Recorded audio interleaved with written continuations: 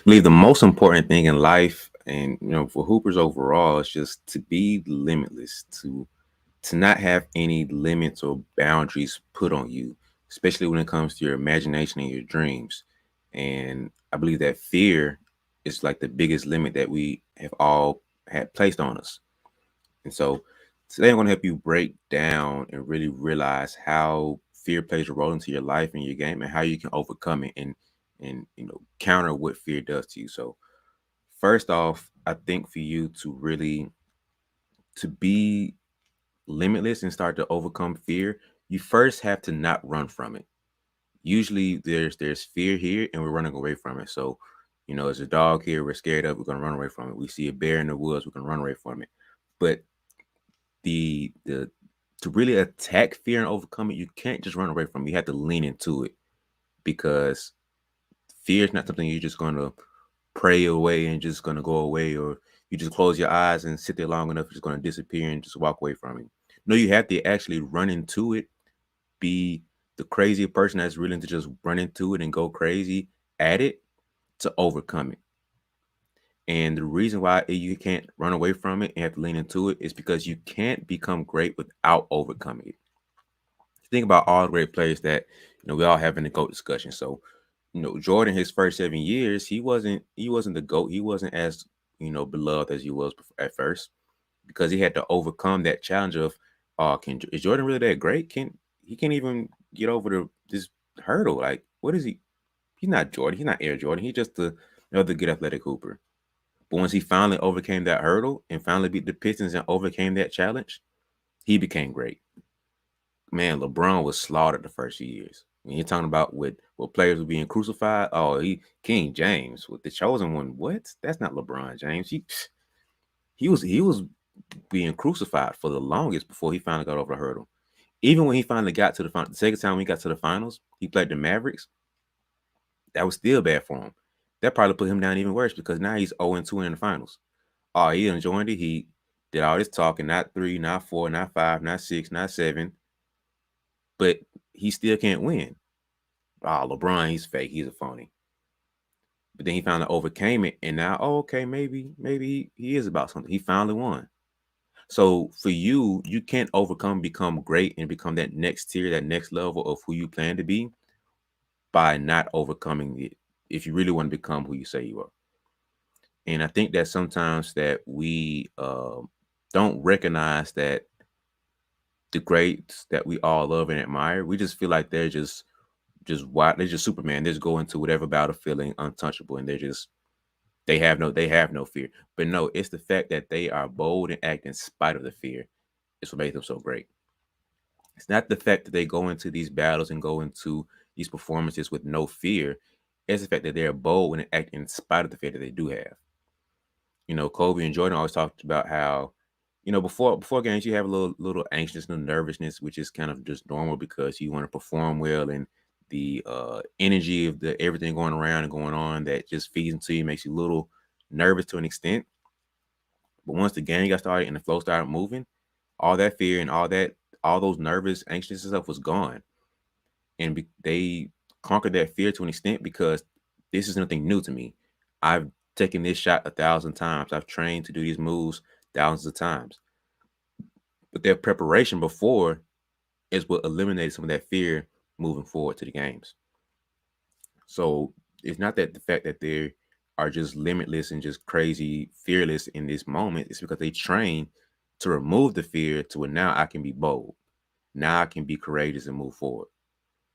So in order for you guys to really become great, you can't, like I said before, you can't just run away from it. You have to lean into it, because you're going to become great in spite of it, but you have to be bold and act in spite of the fear.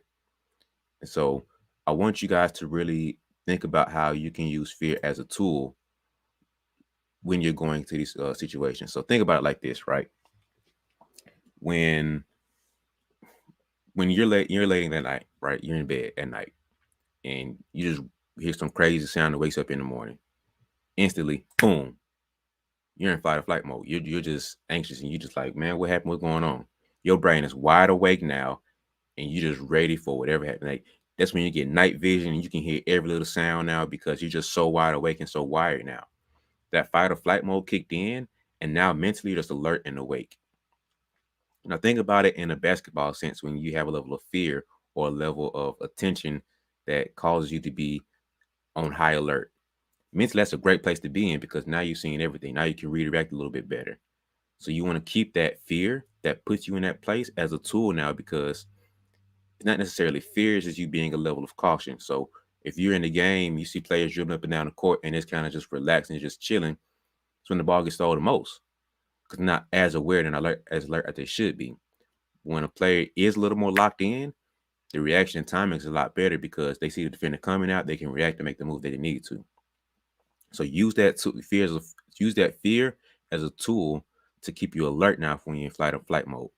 And to an extent, it can be negative, but it's more in a physical sense rather than the mental. So physically, it can be a negative thing because it makes you tight and it makes you tense, and now you're just kind of just stuck here, and fear has its hold on you. But if you can figure out how to keep it alert from the shoulders up, the neck up component, but loose from the neck down component, now you're in a great state because physically you want to keep that flow and just keep the body loose and be able to react how it should, but mentally be alert and aware to where you can react how you need to, but not overthinking. But now I'm going to give you a game on really how do you actually do that? How do you conquer your fear and overcome the fear to where mentally I'm alert and awake, but physically I'm loose and in that flow state? Well, I think first you got to really like find the root of that problem. Like find where did that fear come from? Where did that limit that was placed on you come from? And I think a lot of times it's sometimes our parents, sometimes our coaches, a coach that told us we can't become this, you can't do this, you got to play inside this box. Parents putting these thoughts on you of, well, that's not a great career, that's not a great idea you should have. Maybe you should just do this, and that's a better thing. These fears more than likely are not placed on us by ourselves. It's the people around us that put this fear and put this cap on us. There's no kid that walks around like ask a kid what they want to be when they grow up. They write off. They got a whole scroll wrote down for you. Like they got a super long text written out. I want to be a firefighter. I want to be a pilot. I want to be the president. I want to be a nurse. I want to be the NBA player, and I want to be have a business as a shoe designer. I want to be the top CEO of this. And it's like in our minds, it's like, bro, you can't do all that. But all right, cool, whatever. In their minds, I can do anything and be anything. It doesn't matter to me. But somewhere along the line, we got these fears and limits placed on us to where now it's just like, ooh, maybe I should just go be a lawyer or a doctor or some very safe job and work for, the government or something and just do that. So you have to go back and rewind and find where that root of that fear came from and where that limit come from.